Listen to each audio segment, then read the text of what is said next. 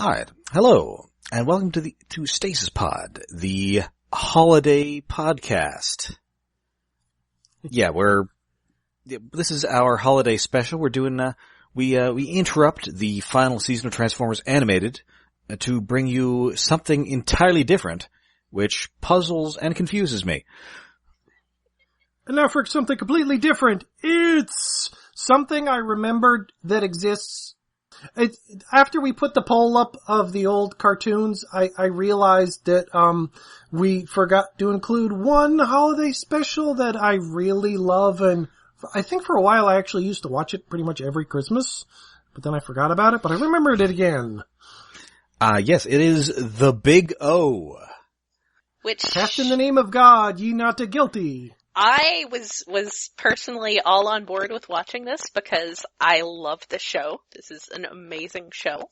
Rob had not seen it before. Never. And yes, as he said, he has so many questions. I have so many questions. Okay, so this is, it's like anime, but it's also like Batman the Animated Series. Yes, because one of the companies that actually was working on Batman the Animated Series, one of the animation houses they farmed out to, made this. So that's why it's stylistically similar, to the point that there is a character who's kind of the Joker, only not. Well, I mean, there's also a character who's clearly Alfred.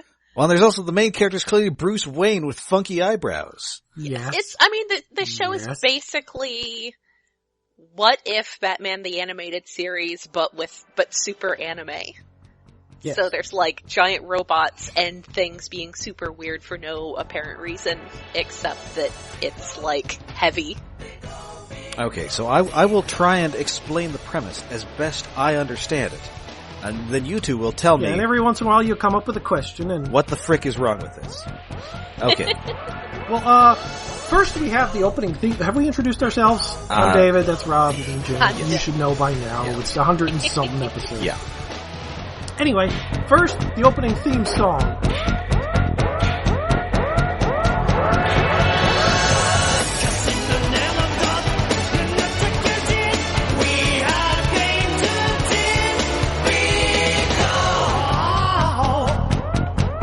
Which is a really direct ripoff of Queen, to the point that the new Blu-ray version doesn't have that song anymore. Oh my goodness. Yes. They are litigious. Bad. The DVD version that came out whenever the show was originally out has it, which is what I watched. But the new version, they changed it to something, or I think the second season has a different theme. It's been a while since I've rewatched the whole thing. But, I love this show. Oh, and the visuals of the theme song are heavily referenced to the opening theme song to Ultra 7. I didn't get that at all. Yep. Well, the swirly colors and silhouettes on the background, that's a very Ultraman thing. Okay, so the premise is we are in Paradigm City, which I initially believed was also the name of the city from Street Sharks. But that was Fission City, and the bad guy on that show was Dr. Paradigm. So it's not quite that. Yes, so Paradigm City, the city of amnesia, as it's called most of the time. So there's a big dome over some of it, but not all of it. Parts of it, yes. The richer parts have domes over it. Okay, and you can get from the dome part to the non-dome part, so it's not like the show Under the Dome. No. No, they're just sort of big cows cut in half. Glass geodesic dome kind of thing. It's, well, like Batman, it's very retro future. Yeah, I mean, it's very like the future, but also it's 1942. Yes. It's a very Art Deco. Which I guess is almost like the Fallout games, where it's the future, but also it's the 50s. And apparently people have like totally forgotten, like there was something that happened like 40 years ago, and nobody remembers anything that happened before that. Yes, there is... That's an apocalyptic the entire event. Premise of the thing. Something happened 40 years ago. Everyone woke up with no memory of what happened before, except every once in a while people will remember things from before, which is why we have a robot person and various giant robots and shit that happens every once in a while. There's like echoes of memory. And it's also implied that this is like the only city left on Earth and everybody else is dead. Kinda, to the point that well, no, that's wrong. Oh, okay. There is at least another community somewhere. There's a character in the show who isn't in this episode who comes from there, and in the second season there's sort of something about that, but it's weird and vague. So it's kind of like Judge Dredd, where you've got like the megacities, and everything else is the cursed earth. This is Mega City 1. There's a lot of stuff in between. I would also note that the first season for the first season, a lot of that stuff was more like background. Yeah. And it was more the second season that they actually got into it. And the second season only got made because this show took off so well in America. Yes. Yeah, there would be no second season at all if it hadn't been on Toonami or Cartoon Network, whichever block it was in, I forget. It's like, it was so popular here, who would have gave a shit in Japan, but it was so popular here, we got another season. And that other season is more art, experimental, fuck it, let's go crazy. Okay. Yeah, that's more latter half of Evangelion sort of stuff. Yeah, but more entertaining. So our main character is Roger Smith, who is kind of just Bruce Wayne. Yes. Yes. Pretty much exactly Bruce Wayne to the point that he has a butler, he lives in a mansion, he has a big black car. And he's a negotiator? Yes. I'm not entirely sure what that means, but he owns or controls or something there's a big robot and he drives it. Yes. And I assume that is the titular Big O. Yes. Yeah, the robot is him piloting the robot is his Batman. It's his secret identity.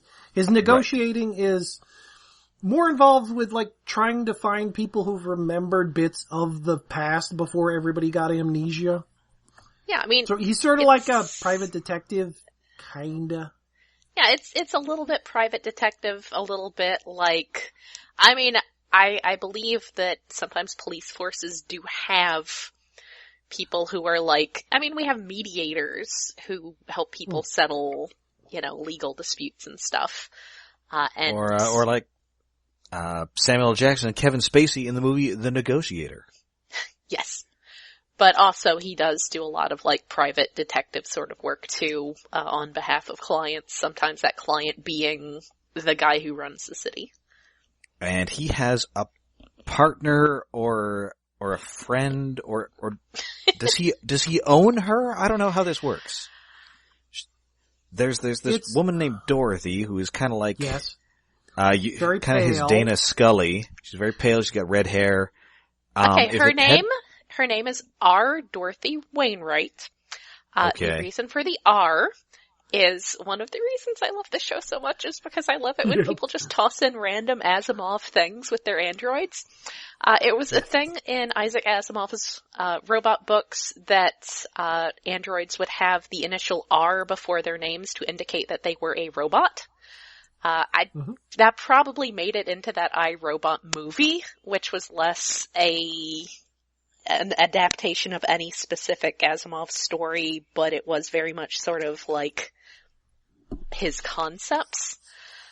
So yes, that is an Asimov reference that, the very few androids in this setting do have the initial R ahead of their name to indicate that they are a robot. Well, there's only a couple other robots. Just whatever you do, please don't make fun of iRobot this Christmas. I liked that movie just fine. I haven't seen it in a while, but I liked it just fine. The very first episode is him, I think it's her grandfather in quotes, which is a guy who actually built her and called Wainwright, hired him to find her, I think. It's been so long, and he dies at the end of the episode, so Roger just kind of ends up with a robot maid who isn't really a maid, she just is kind of dresses like one. Yeah, I mean, she just plays the piano and sasses. Yeah, I wasn't sure if she was supposed to be a maid or just kind of gothy. She's kind of his ward, in a sense, but, also she's an android, but, she lives with him. She does some maid duties, but he does already have a butler because of course he does. And yeah, she's amazing. Oh, we'll get to the butler. Let's put Norman off for a bit. And so I watched the American intro, which was, otherwise I would have no idea that she was a robot. It's kind of hinted at in the episode, and I assume, this comes up a lot before. But I assume she's like based on a real person? Yes. I mean, as with a lot of... supposedly the Wainwright guy built her in shape of his daughter. Oh, so it's like, well, my daughter died, so we'll build a robot of her. I mean, that's she's kind of a robot trope.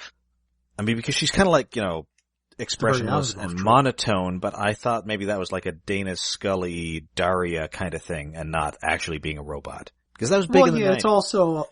It's a big anime trope, Rei Ayanami and other characters, expressionless little 14-year-old girls. I don't know why it's such a big thing. It's mostly faded now, but it's still around. And, yes, Roger Smith also has a butler who is just Alfred with a bigger mustache and an eye patch. Yes. Oh, we'll hold off a little bit of the Norman talk because it's going to be fun later. But yeah, he's Alfred, kinda. And then there's also like a Commissioner Gordon type guy who we don't really see much of. Yeah. Oh, yeah, well, the head of the military police, Dostin, who's in the opening credits and stuff. Right, I kept calling him Datsun.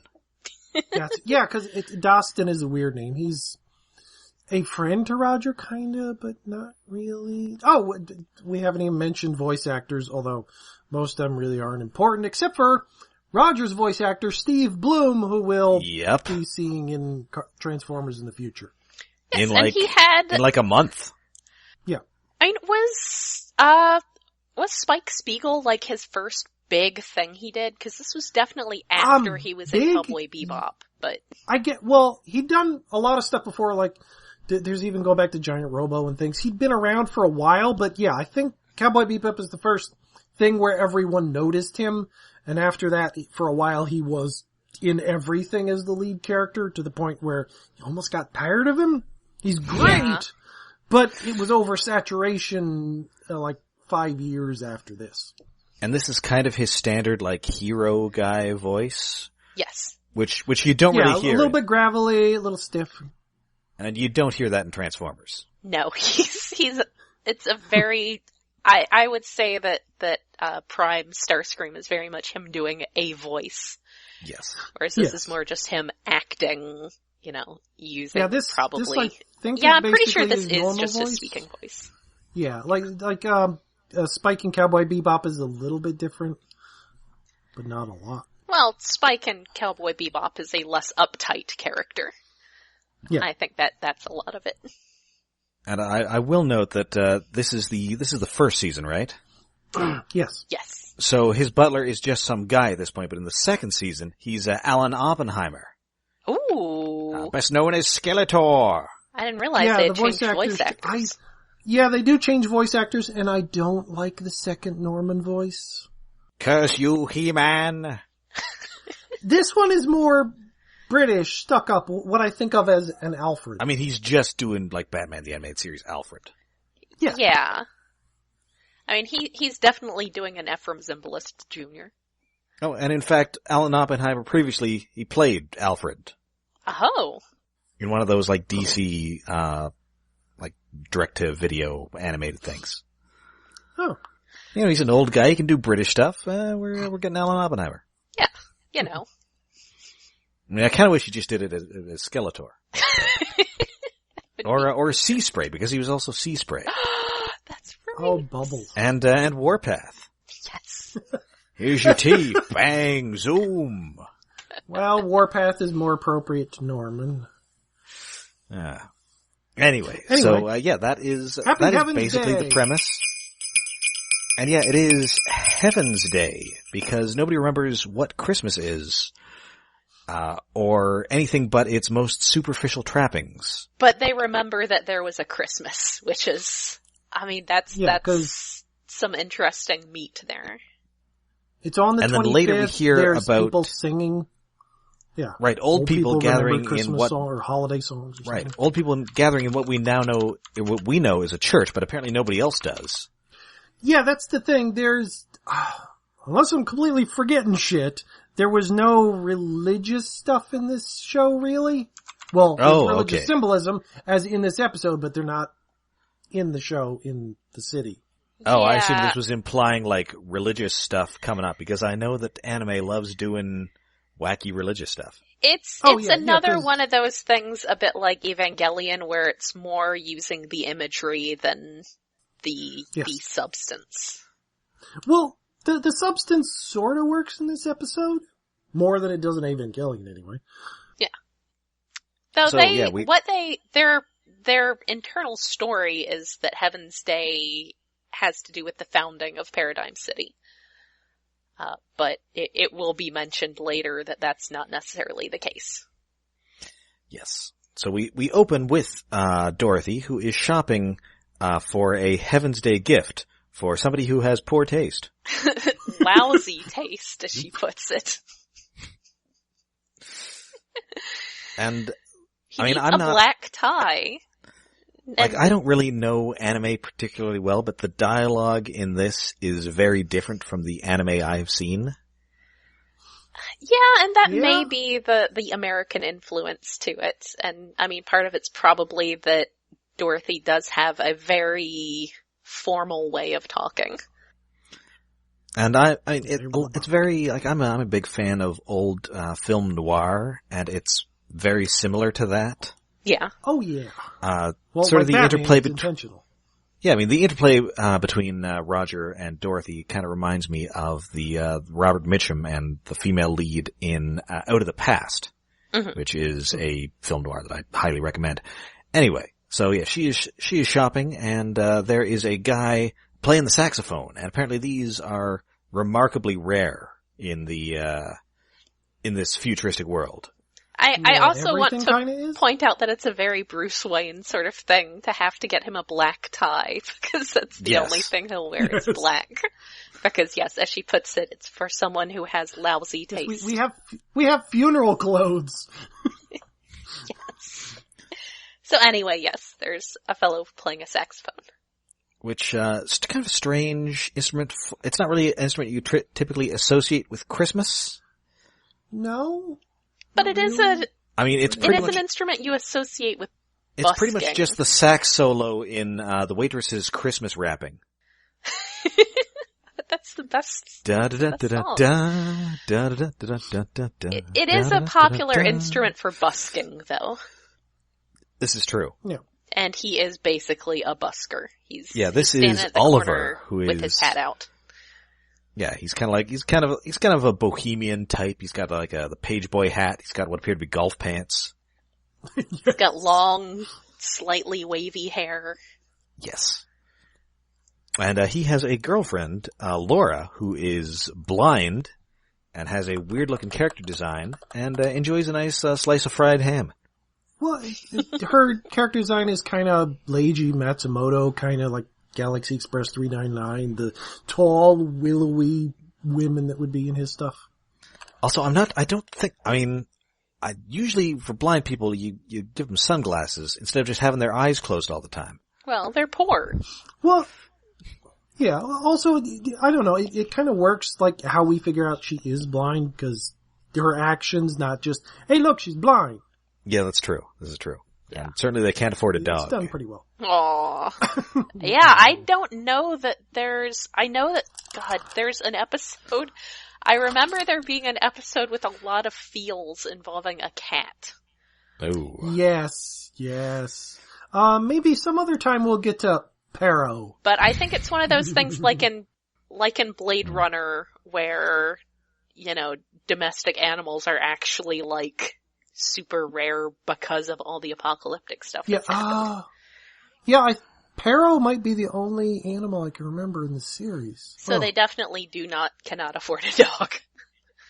Oh yeah, actually I think we forgot to mention the name of the episode. This is Daemonseed? Oh. Yes. Daemonseed, well, it depends how you're pronouncing it. If we're going by the standard, A before E it's just a long E. Like demon, it's still demon. Okay. Daemonseed. And this episode is definitely not about... Some people pronounce it different. I stick by the Latin. Anyway, so this episode is definitely not about a supercomputer impregnating Julie Christie, though, right? Yes. Thankfully, no. Oh. And that's a movie I've seen. Definitely not about little computer programs that, forward your email around. Oh man, the mailer demon. That's a blast from the past. Anyway, so yeah, they're, these people are poor. He wants to get her a gift, but he doesn't have any money, and even the busking is not doing it for him. Yeah. But luckily, he encounters a terrifying, deranged Santa Claus. He is... Yeah, wow. That guy is unsettling. Going back a bit, when Dorothy and Roger are out shopping, the elevator scene. Oh, right. I love the elevator scene. I guess the deal is she's a robot, so she's heavy? Yeah, I forget. In one episode, I think they do say how much she weighs, but it's like hundreds of pounds. Ah, okay. Like, I think Roger at one point picks her up, but just barely. Ah. Because, yeah, she can't get on an elevator because it's a weight limit exceeded. So they have to take the escalator. Yes, and she's very I would have expected you to remember about this. You're being a jerk. And to be fair, he is kind of a jerk, because at one point he says, I wrote this dialogue down about him, not liking, because of course he doesn't like Heaven's Day, because, Batman doesn't like Christmas. No. It comes from emotions you wouldn't understand. You jerk. Yeah, because she is one of those, Data-style robots who's all, what are these things you call feelings? Yes. Yeah. But at the same time, she's very, it is a lot like, Data's stuff with trying to understand feelings, because, she's not just, accepting of that. She, wants to understand all of that. So, yeah. So, Roger gets a call from Alex Rosewater, who is, the guy who runs the city? Yes. Yeah, his family runs everything. He's the big muckety muck of town. He's the main antagonist, kinda? He's the Nigel Hawthorne in this movie's Demolition Man.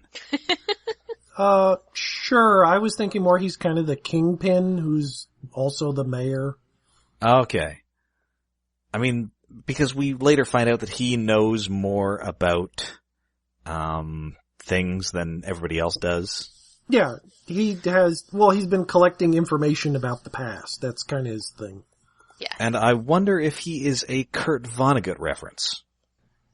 Maybe. As, there's a recurring character in Vonnegut novels named Elliot Rosewater. Given that we've already established a big Asimov reference, then I'm gonna say that's not unreasonable.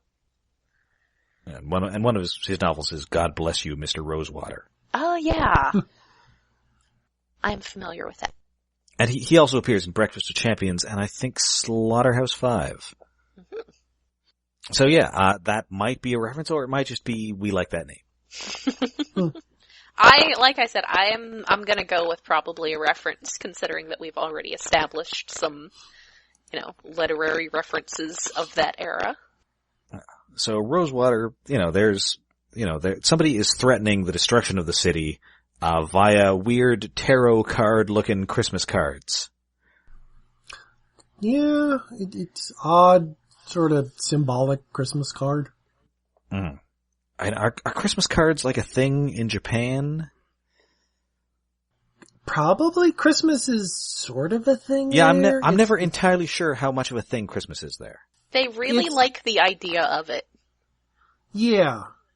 It's different. It's a thing that pops up in anime quite often. There'll be a Christmas episode, but it's usually this odd, Lynchian version of Christmas in a way. Things are just a little bit off. But it has the shape of Christmas, but not This really. is the chimney, and this is the sled.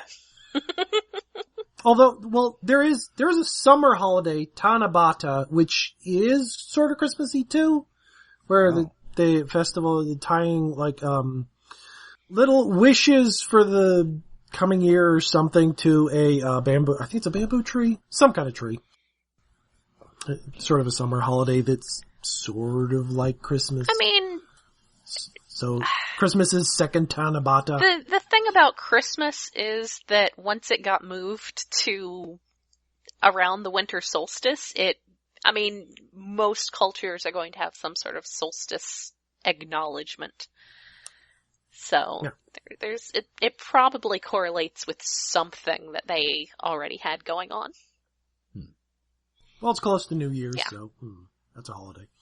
So anyway, Oliver is accosted by this terrifying, speaking of David Lynch, yes, terrifying maniacal Santa Claus. Yeah, he's all like gray-skinned and his face is kind of weird and his suit doesn't fit. Yeah, and he moves like a crazy person. Yes. And, but he's got something for Oliver, and it looks like a weird avocado. It's got like a little design in it. Yeah, it's sort of avocado gem thingy with like mechanics inside it. It's very strange. And it is indeed the titular Daemonseed. Dun dun dun. And yeah, so we cut back to Roger and Dorothy. They're talking about Bible stuff. Apparently Rosewater has a book. Is this when they're having dinner? Or was yes. the dinner scene right. earlier? It's like because it's basically the Batman dinner scene. Yeah, from that first it's Batman a long movie. Table. It's not as long as that table, but it's longer than it needs to be, and they're both sitting at either end. Yes. And Norman's just standing in the corner by Roger. Yes. And yeah, apparently Rosewater has like some book of revelations, as they call it. Cause we're doing Bible stuff. Yeah, cause we're doing Bible stuff. So, and as I have in my notes, anime talking about Bible stuff. Yes. Yeah, but it's kind of a throwaway line because it doesn't matter to anybody but Rosewater. It's just the thingy. Yeah. And indeed they visit the humble abode of Oliver and Laura. They find out that she's blind. Now, because I am the woman here, I have to dig into the relationship aspects of this whole thing, because it also, there's a bunch in that scene about how there's a lot going on. Basically, Dorothy's like prodding at Roger about like, so you get gifts for people you care about? So are you gonna get anybody a gift? And Norman is clearly the one in this who's like, oh my god, I'm gonna have to fix this. Well, it's kind of like I ship this. Mm-hmm. Yeah, there's that. So she's like, trying to be friends with him, but he's also like very difficult about these things, and also she's an android and doesn't actually understand how people work. So there's this whole thing in that scene over, the unreasonably long dinner table where, she's like basically getting into the whole thing with presents and all that. Yeah, you're supposed to give a present to someone you love, but Roger says, I don't love anybody. Is this just like a platonic thing? Yes. I don't know how old she's supposed to be. I mean, well, she's a robot. She's a robot. It's anime, so I can't really tell. It's a robot. It doesn't really matter. But it's like subtext of subtext things. I mean, it can you can also see it as a platonic, very good friendship, but. Yeah, well, it's going back to like noir in a way. It's like, the detective would always have a relationship sort of with his secretary, but not really. Right. It's like a first seasons of X-Files Mulder and Scully thing. Yeah, I would put it like that, where, they're they've had a lot of deep talks about what feelings are and how people are. So, she understands that this is a thing that would have significance, and his behaving this way shows a certain thing, and anyway, feelings. Yeah. What I'm saying is feelings. We skipped over the feelings. I gotta go back to the feelings. That's totally cool. We skipped over a scene of Roger peeling potatoes when Norman explains shit to him. It's like, oh, Dorothy's birthday's on the 25th. You should get her something. Nudge, nudge. Yeah, he says when he was going through her memories, because he was looking up the stuff in her head. that it said that her birthday was the 25th. Oh! Little note that will maybe be amusing to Rob. That little ribbon that's on her forehead. Uh-huh. That pops out. It's basically a disk drive.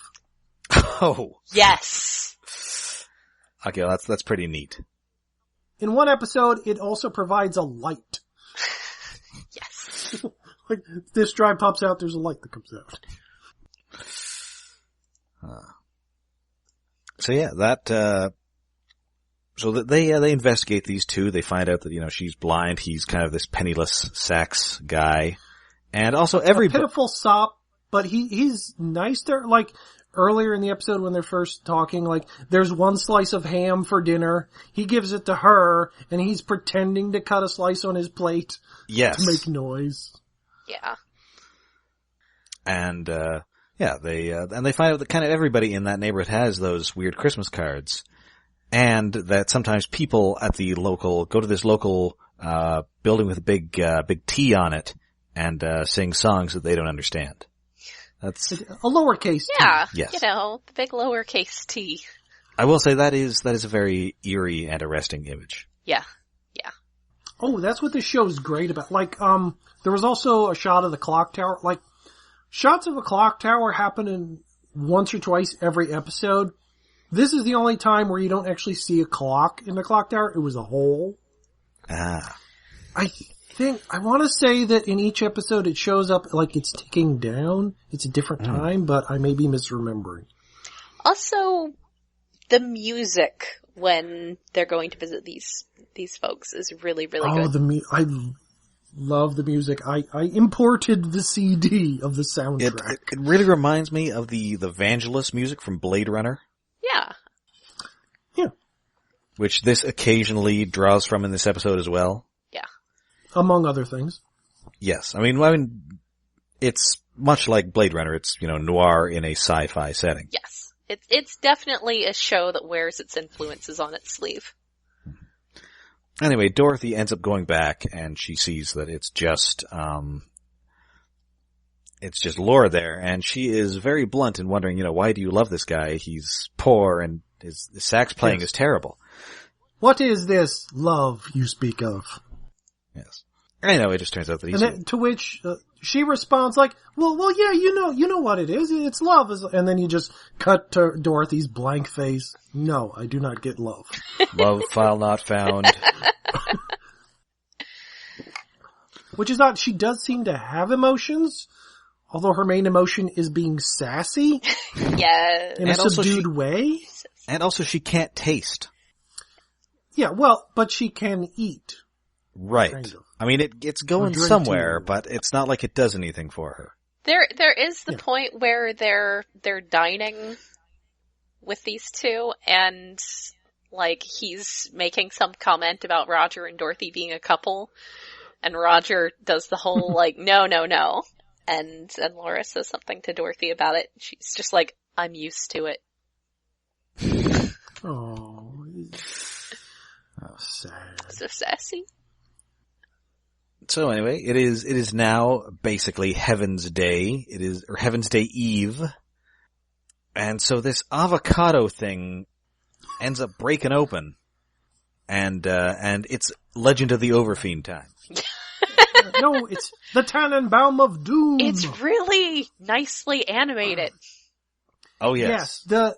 The show is well, it's pretty much good throughout, but when giant monster and robot stuff kicks in, it just goes into overdrive and is awesome. Yes, it does have and the music kicks up too. It does have that sort of Sentai quality of just there will be a point, there will be the third act of giant robots and monsters. Well, it's tradition. Right, I was thinking I'm sorry, wasn't there a giant robot in the credits of this show? Yeah. Yep, it's time. Because, this thing just busts out of the streets, totally wrecking them, by the way. Yeah, it's, Yeah, that's kind of an issue with Big O. Yeah. Like man. There's an underground subway and a giant train thing that transports Big O, but it has to make a hole somewhere. Keeps leaving giant crumbs. I assume that it's like one of those things where you have to alternate what side of the street you park on every day so that it doesn't get destroyed by the Big O. Yeah. That's fair. Yeah, this thing grows, vines, and it eventually grows into, yes, a giant Christmas tree. Because it turns out that that the crazy Santa was like a scientist who, talked of a far off time when there were things called trees. And the earth was covered they were everywhere. Yes. Covered in these trees. And I think there's something about some, I forget the terminology, I didn't write it down, but about like returning nature. Mm-hmm. And also there's something about a mega deuce. I'm not entirely sure what a mega deuce is. That would be what Big O is. Yes. Okay. Of course, Megadeus is just big god in Latin, so. I see. I was thinking. Well, also sometimes he's called just a big, because, the most notable giant robots in the show are called bigs. There's Big O, Big Duo, and, what was the other one? Big Fow or something? Yeah, I think that was it. I was reminded by the YouTube suggestions that there's another episode called Enemy is Another Big. Oh yeah, and yes. Does this thing just like spit out a different Bible verse every time you turn it on? No, it's always the same one. No, it always spits out, "Cast in the name of God, ye not guilty." Okay, so it's like the robot's catchphrase? Basically. Kinda, yeah. Well, it's just on the display in front of it in the it's sort of steampunky controls, but not really. And the front of the robot kind of looks like a train. I mean, it's very Batman the Animated Series. Yes. Yeah. So the kaiju music starts. Yeah, there's definitely kaiju music playing, and the Big O is doing its best to fight what is basically, a non-sapient tree. So it's just cutting a bunch of vines, and our poor street busker almost loses his saxophone until he is, and almost plummets to his death before he is caught by the Big O. Yes. Yay! Oh. And while all this is going on. There are two things. One, Rogers has a line about protecting the city. It's his city. Kinda like the Tick. And then Roger, in the middle of this fight, while punching and shooting eye lasers at the giant killer tree, calls Norman on his giant robot to tell him to go to the tailor and pick up the dress he bought that was being altered. Yes, because he did. Norman's whole thing about how, it's Dorothy's birthday too, did manage to convince Roger to go buy her a very expensive dress. Yes. That is, of course, black. And so Norman takes off in what appears to just be the Batcycle. I think, it's an old motorcycle with a sidecar. The license plate says MASH. I'm pretty sure Dorothy's fashion sense is entirely just due to, having clothes purchased by Roger and Norman. I'm pretty sure it's not so much that she's a goth as she's just... Actually, no, I come to think of it, I think in an earlier episode it's actually a subject. It is? I don't know. I remember in the first episode she has a red dress. Yes, and they tell her if she's gonna live there, Roger tells her if she's gonna live there, she has to wear black. Oh yeah! I forgot about that. And so Norman's just driving through brick walls in this motorcycle. Is he also a robot? Yes. No. Oh, he is? He's just awesome. Oh. He is the best butler ever. I mean, he's no Sebastian. He drives through buildings. Okay. He saves a woman who was in a building that was about to be crushed. It's presumably the tailor. She's just stuck in the sidecar holding something. Oh yeah, probably was the tailor. Yes. I didn't think about that. Probably Anyway, the tailor. But there's also an episode later or earlier where he comes to Roger's rescue with a giant, tank killing rifle. He's just shooting things. Yeah, he's basically butler. like Alfred, except instead of being secretly a badass, he's overtly a badass. Yes. I mean, you aren't a badass with, you can't not be a badass and also have an eye patch. It's entirely true. Anyway, so, the Big O can't really do anything against this, but luckily, once it breaches through the dome, it just stops growing. Because it was just designed to get that high and then stop, I guess, to give everybody a Merry Christmas. Yeah, I mean, basically, Yes. it was designed by the scientists to be a giant tree in the middle of their city. Like, screw you guys, have a tree. And does this ever come up again, or is this just like a Monster of the Week thing? Kind of just a Monster of the Week thing. I don't think the hole in the dome is mentioned. Or they just go to a different dome the next episode. Because they just like the crazy Santa just disappears. Yeah, he's never to be seen again. He may have jumped off a bridge. But there's snow coming into the dome now. Yay. Yes. I mean, he does say that he's leaving this world. Much like Tommy Wiseau. Yes. He is fed up with his word. Everyone will be very sad when he's gone. Sure. And it is here that Rosewater's hanging around. He says that hey, Heaven's Day was it actually commemorates the birth of the Son of God. And dude's like, okay, sure, that comes to nothing.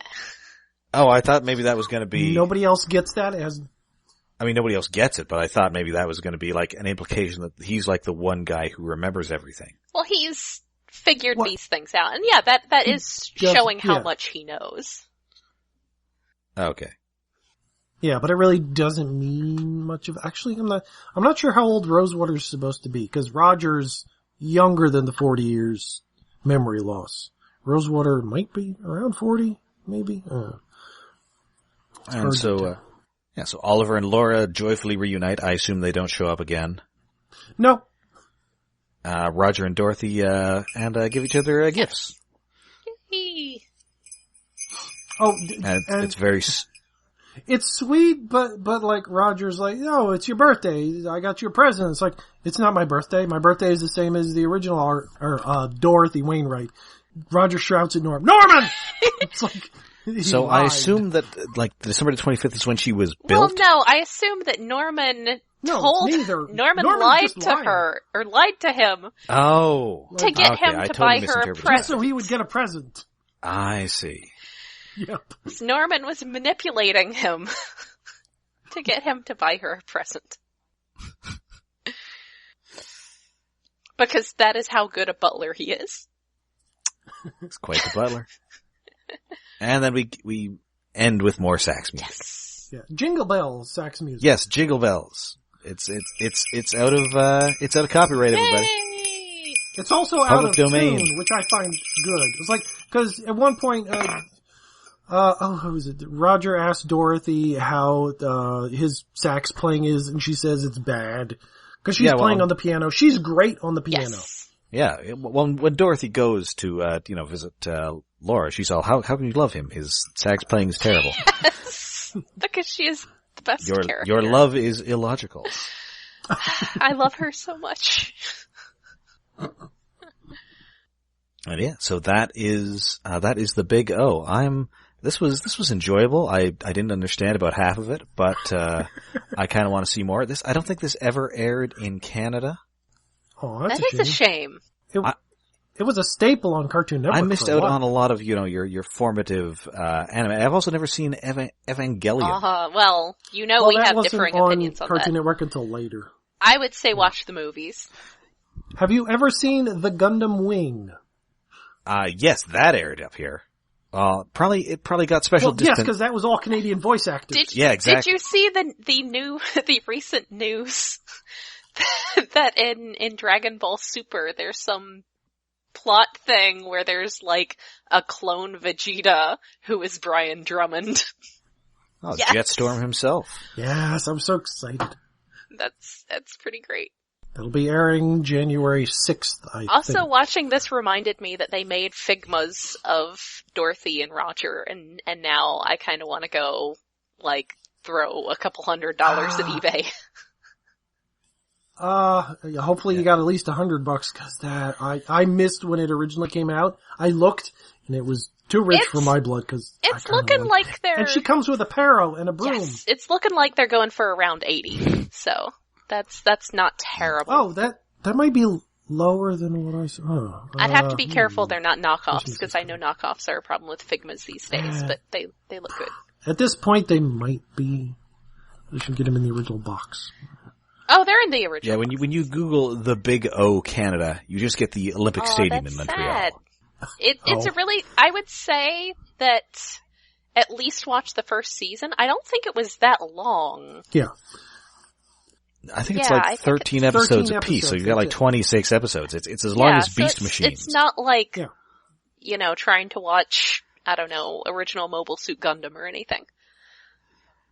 No. Wait. A weird futuristic city where a bunch of people are amnesiacs and the leader is mysterious and there are a bunch of Bible references. Dun dun dun. Is this show just secretly Beast Machines? Like I said, it worse. Oh my god, there's an episode where they have to fight a bunch of vines? Yeah. Wow. Oh. I'm gonna say that probably was not actually an influence. I mean, really, probably not. I mean, I think they ran kind of concurrently. Like in the US. Yeah. Well, this is, now this actually, I guess the first season, actually almost exactly, 1999. I think that's the same year. Everybody was just all about, amnesia back then. I mean, it's not like today when we just really wish we had amnesia. But, I mean, I guess it caught on enough that they made Figma toys. Well, I guess it was a big enough hit in the States, as you were saying, that they made the second season, but I guess that wasn't enough to make more of it. And they did a Soul of Chogokin Big O. Well, so that's... It's complicated why there isn't a third season. One, there was zero interest in Japan, so America would have entirely funded to make it. And there was I forget if it was a changeover or just whoever was in charge didn't give a shit about Big O. On Cartoon Network, they hated it. So, there is no third season. But yeah, it's definitely, it's a show that kind of a show. I remember very fondly. The first season's great, the second season's weird. Definitely weirder. Yeah, it sounds like it gets all Matrix sequel. A bit. Yeah, it gets a little too up its own ass, but they're kind of messing around and having fun. I mean, like I said, all that stuff was a lot more window dressing in the first season, and they dive into it a lot more in the second season. Yeah. It's like if the second season of Batman the Animated Series had suddenly gotten into a bunch of stuff about the history of Gotham. Yeah, a bit like that. Except if the history of Gotham was super weird and interesting and not just an American city. I mean, I know Grant Morrison did a thing where it was actually, I think it was Grant Morrison, where there was actually arcane rituals to a bat demon performed by the city founders. Probably. Sure. Probably. And of course the city founders are all the Waynes and I think, the Gordons and probably the Dents. The Cobblepots, probably the Cranes, who knows? It's a good show. I want that Dorothy figure. Yeah, no, I kind of want to see more of it. This may be something we come back to in the future. I wouldn't be opposed to that at all. I haven't watched it for a long time, but I definitely remember it fondly, and it's definitely good. Dorothy's always been one of my favorite characters because she's so sassy. I love a sassy robot. All right, so that should about do it for our exciting holiday special. One of our two exciting holiday specials. If you enjoyed this, go to our Patreon, give us $1, get our Tick episode and everything else we've done up to now. 2 Kimono Friends episodes, a couple movie things. A few movies. And Call of Cthulhu. Patreon has unboned their system, so you can actually give just $1. Yes. Yeah, you're not being charged, but try and trust Patreon. Maybe they won't do crazy shit like this again, although they did threaten to do it once. So, but for now, things are still, give us $1. You only pay $1. Get stuff. Yeah. And what $1 it is. Where else are you going to find this much content for a single slim loony? It's pretty good. I mean, I think it's important to keep the level of entry fairly low because, I know what it's like to not really have any money to throw around, but also want to support places and support creators and support people who are putting good stuff out there. So yeah. And in fact, this is kind of our 4th Christmas special because we also did 2 episodes on human error. Yes. Which would be part of our regular Stasis Pod series. So yes, it's holidays all over the place. So we will be back possibly in late December or possibly the new year, depending on how the It's gonna be the new year. No, it's gonna be New Year. The new year. We'll be back. Okay, we'll be back in the new year with we'll take a week off. The last 4 episodes of Transformers Animated. David and I need to get some news together. We need to talk about our toys. I got Overlord. Yeah, we gotta do that again. There'll be something crazy happening between seasons, as always, and then we're on to Transformers Prime. Yes! I really like Transformers Prime. Welcome back, Steve Bloom and other voice actors and actors. I like it when things are dark. Oh yes. The Dwayne Johnson. Ooh. Yes. In the new year, we will our next Patreon episode, is that space movie that everybody seems to be watching. Thor Ragnarok. I believe it's Valerian and the Something of the Thousand Planets. I need to watch that. Oh, that was kind of shiny. I mean, it's didn't definitely love it, going but to be. I liked it. I mean, that's definitely going to be it's Saturday afternoon. It's on Netflix. Why not? Yeah. I think Rihanna's in it. Perfect. Yeah, as in a part that could kind of be cut, half the scenes in the movie could kind of be cut. Well, I mean, you could cut it, but then your movie would have no Rihanna. Yeah. Yeah. And Rihanna's at least entertaining. Kind of the best part of Battleship. She was in Battleship? Wow. She was in Battleship. Strange. Yeah, I think unfortunately she is now 0 for 2 as far as being in successful movies. At least she's a good part in those movies. Presumably I haven't seen Battleship. But are we gonna go see Ready Player One? Oh. No! Fuck if no. You know what? If they fix the problematic romance subplot, I would be on board. For just the same way I was. I got that trailer before Star Wars. The same way I was on board for The Last Night. I didn't, thank goodness. Oh, maybe, when does it come out? Maybe it'll be Hate Watch. I think it's May. I want to say May. I don't think, when is Oh, no, Infinity March. War? March 30th. That's a weird one. Maybe if we hit a Patreon goal, get us to $50 a month. Oh, that's a good one. 'Cause you have to pay me to see that damn movie. That's a good lunch break right there. My Overlord has a random sticker that just sort of seems to have wandered in from somewhere. And usually I'm not, oh boy, you really have to convince me to see this Spielberg movie, but this looks atrocious. When was the last really good Spielberg movie? Bridge of Spies. That is a good movie. That's, that's Mark Rylance and, Tom Hanks. It's a good movie. Bridge of Spies. That is a solid ass dad movie. I mean, I guess if you're a dad. I don't like dad movies. And, people are saying good things about, The Post. I don't even know what the hell it is. And, Lincoln was pretty good. Is that like The Postman? Oh, okay, Lincoln gets no, it's about the Pentagon Papers. Oh, yeah, Stephen Colbert was really excited about that because he's a nerd. I mean, and it has a great cast. Meryl Streep, Tom Hanks, Sarah Paulson, Bob Odenkirk, Saul Goodman himself. I love Bob Odenkirk. Everybody loves Bob Odenkirk. Oh, Alison Brie's in it. But it sounds so boring. Basically, if you can think of a notable character actor, they're in it. But it sounds so boring. Ron Perlman? It's got David Cross in it. David Cross? I don't know, from Mr. Show. He's, I know. I know who he is. I don't really like him. I like him okay on Arrested Development. Anyway, yes. Okay, Arrested Development, yes. Anyway, so that is the episode. We will see you again in the new year. So Merry Christmas, Happy Hanukkah, Joyous Solstice. Happy Yule. Happy New Year, Yule Tidings. Meli Kaliki Maka. Kaliki Maka is have a tip-top tet.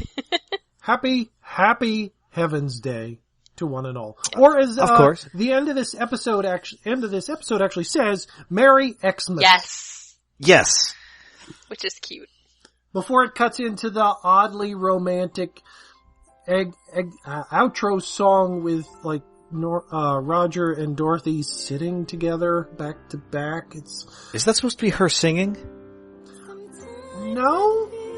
Well, okay. Thematically, I think it is, but actually, no. I mean, I assume it's not her actual voice actress, but no. I mean, no. That's well, no, because that was the ending theme in Japanese too. So. Oh, okay. All right, so until next time, I'm Rob. I'm Jen. I'm David. Could it be real? My heart says that you're the one. There's no one else. You're the only one for me. Yes, this time I lost the real.